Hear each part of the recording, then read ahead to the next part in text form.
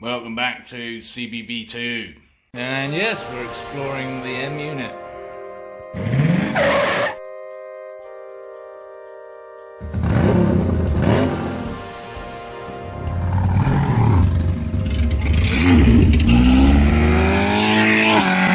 It is in place in the tray.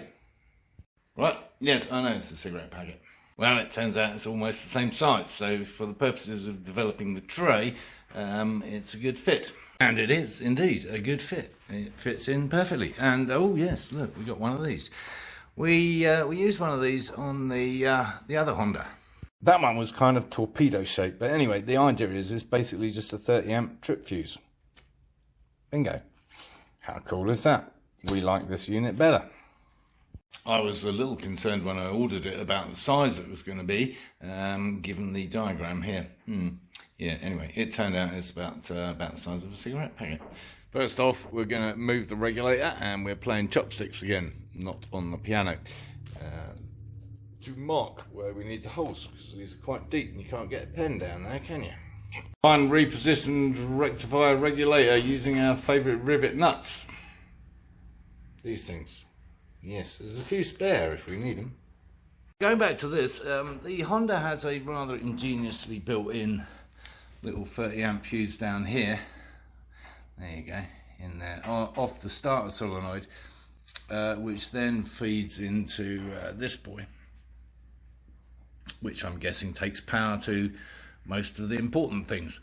But the Motor Gadget unit, the M unit, requires a fused connection from the battery, so I think we'll use that directly rather than trying to feed something up from there, and we'll just plug that into the M unit. So we are going to need to find room for it. Maybe it sits there in between the battery and the M unit. Yeah, maybe, who knows. Meantime, this stuff's a little bit flimsy for my liking. I used it on the race car actually to protect the radiator. My buddy Rick thinks it's not going to let enough air through, but I think it will. Anyway, that's another story altogether. Is we need to find something similarly funky and vaguely flexible so that we can do this whole twisting and turning thing at the back and along the frame. I've used this stuff before. It's a thicker gauge metal and bigger holes, as you can see. But that's all I've got left, so that's not going to work unless I can get some more. Honestly, that's the last thing I'm going to do, I think, because although we're going to need the tray in place while we mess around with the M unit, we're going to need kind of access, and not just from the top there. That's going to make it a real fiddle, isn't it? So I think we'll worry about the side bits later. At least I've got a template cut, kind of. And I need to trim it a bit there, and I need to work out what we're going to do at the back, because what we don't want is stuff flying off the back wheel into the electric tray, like so. Anyway, M unit or not, all this cobblers is still relevant, unfortunately, and that involves a lot of the wiring that is still here. So it's not a total solution, unfortunately, but hopefully it'll negate a lot of that. I guess we'll find out. Meanwhile, on the Honda, we have our front wheel back, and Chris, who brought it back, obviously, having sorted out, and what had happened, the tyre had obviously come off the rim at some point, been put back on, rapidly inflated, and there was actually kind of grit and dirt in between the rim and the beading on the tyre, and that's what was letting the air out. So he cleaned it all up, and he got some special goopy goop to just seal it good and tight. So he's confident that's good, and he showed me the tripod technique for just raising the front end up, which saves getting that whole engine crane thing out. Yeah, so I was always worried about jacking it up on the exhaust. He said it's fine, and he proves the point. So yes, a little rag there just to protect our nice shiny Delcovic exhaust, and we put it up in the air. It's on the side stand, and effectively one is creating a tripod, and there you go, we are off the ground. I'd be a little bit more confident if the side stand wasn't so dodgy, but there you go. Another useful tip for refitting the front wheel: just knock the calipers off, because you don't want to be juggling with all that.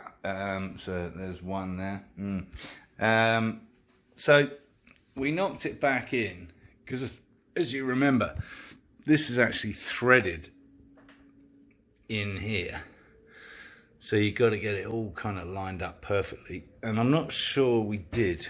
I think it might be starting to cross threads, so what I'm going to do is just back it off a little bit and see what it feels like. That's that main axle tightened up. Now I need to drop this boy through. Lovely. That's a double safety device from Mr. Honda. A little nylock nut on the bottom there. Let's just put the calipers back on.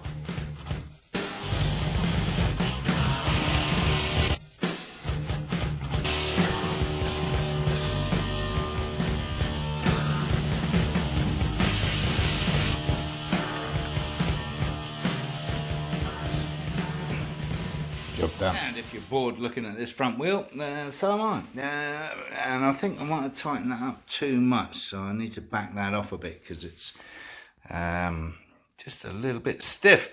Anyway, it reminded me we need to sort out the brake lines and get them all routed exactly how we want them, and then fill all that with fluid and pump it up a bit.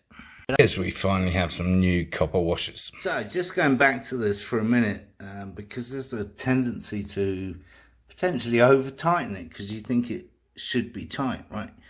But the reality is not so much. Basically, once you've got that bolt through there, you are secure. It ain't going out. It's not going to come out. On the other side, there's a little bit of slack, honestly, with the old speedo mount. I don't know if this is right or not, but I had to back it off quite a lot just to allow the front wheel to move. Yeah, and by the way, this is an 18mm. Not often you have to break out your 18mm, usually 17 or 19, but Honda decided this should be an 18. Just to make sure you have the full complement. Well, luckily we do, thanks to Stanley. Yeah, and this arrived today, which is good news. This is thicker, quite substantially, than that. I think we can start making our shelf up a little bit better. For our M unit, which is noticeably absent. Conspicuous by its absence even. So the nice thing is, this is similar size holes, which is good, because we don't want shit getting in there really. And I've modified this, so it's a much sharper angle. That's coming off at about 45 degrees, I would say. Near as damn it. Use this to mark up on the new sheet where we want to cut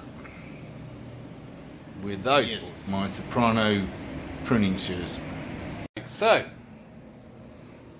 it's actually not a bad first cut. It needs some trimming, obviously, but always cut larger than required. Yeah, it's all about angles and dangles and things, but it's pretty bloody close. Anyway, that's the general idea. Something like that. Test fit number 2. Version 2.0.